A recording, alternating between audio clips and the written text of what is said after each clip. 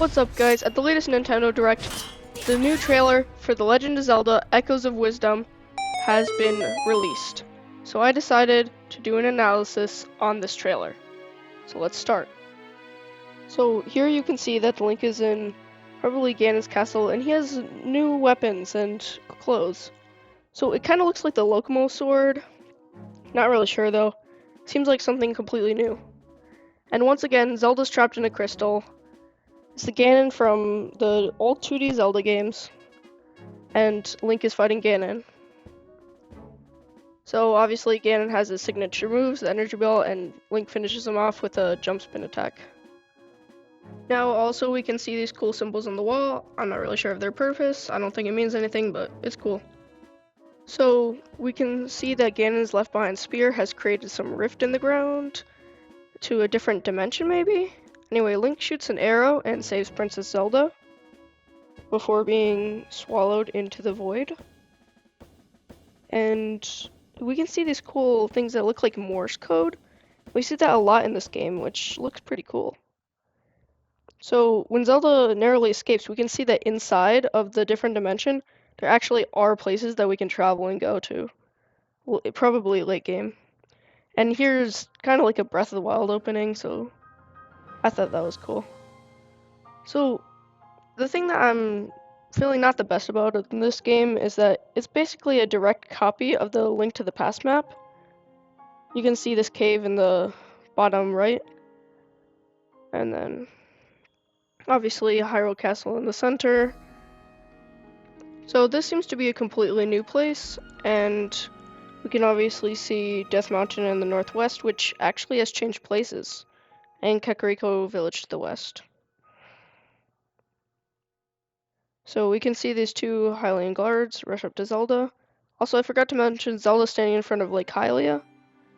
And then after Aonuma speaks, we can see this cool cutscene where it shows what happens with the rifts and people getting sucked into the rifts. So then we see that Zelda is for some reason in what looks to be a jail cell, kind of like the beginning of Link to the Past, and she meets Tri, which obviously is followed by 3 triangles to represent the 3 pieces of the Triforce. Now, we can see that Zelda can use this to be able to create echoes of different objects. And I figured out in the top right corner, above the echo of what you're creating, you can see the number of triangle pieces it takes. So right now I'm going to call those tri-bits. So you can see that right now tri is actually followed by 4 tri-bits, and each tri-bit can be used to make 1 echo. But different echoes can take a different amount of tri-bits, like some can take 2.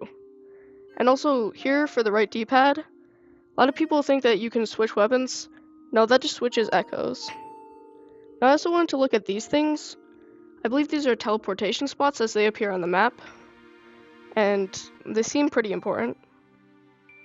So also right here, it looks like Zelda is inside of one of the rifts. So I'm assuming this is pretty late game. So we can see, I believe these tri-bits are upgradable, and this is using the right D-pad, by the way. Kind of like the Tears of the Kingdom material selection. And this part is really cool. So now we can freely enter Gerudo Town, and this is obviously Gerudo Town. We can see Gerudo there, so I'm excited for that. So right here we're fighting a Moblin, and this also adds to what I was talking about earlier. When we scan the Moblin for the echo, we can see this takes 2 tri-bits. So we'll need 2, so we can't make an unlimited amount. So then here, this reminds me kind of the spinner from Twilight Princess. I'm really excited for getting that. And then this is also using like an anglerfish to attack a bombfish. Here you're using meat to distract Guays while you attack them with a Deku Baba, so. This looks early game. Their try has 3 tri-bits and looks like where you have to escape. So this is actually not an echo, but an item that you get. So you do get items in this game. So I'm assuming this is a Sheikah scientist, since this is a Sheikah lamp that is also in Tears of the Kingdom and Breath of the Wild in Kakariko Village. And you can see the Sheikah mark on this lady's robes. This is obviously Impa. To the question of why she's beating up Hyrulean soldiers, I don't know. But it seems very early game, as Tri only has 3 Tri-bits. So this is actually really cool, and I'm sad that Nintendo didn't emphasize this more. These are both Zora races actually arguing in one game, so pretty cool. This is also a Deku Business Scrub, so this is probably a shop that you can go to buy things, obviously. And here's the Deku tree, so I'm glad they bring him back.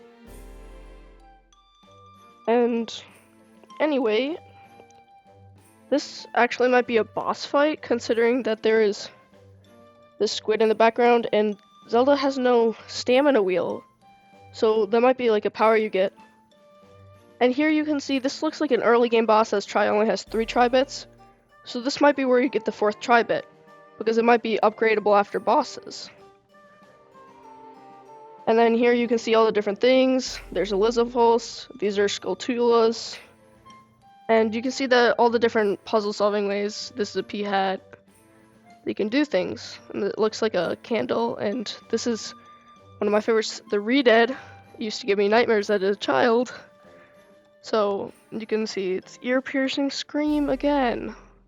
Hooray. So this game will be releasing very soon, so I can't wait to play it on the channel.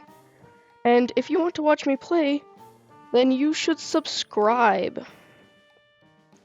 It really helps out the channel. Just do it, hit the subscribe button, hit the like button, and I will see you in the next video. Bye.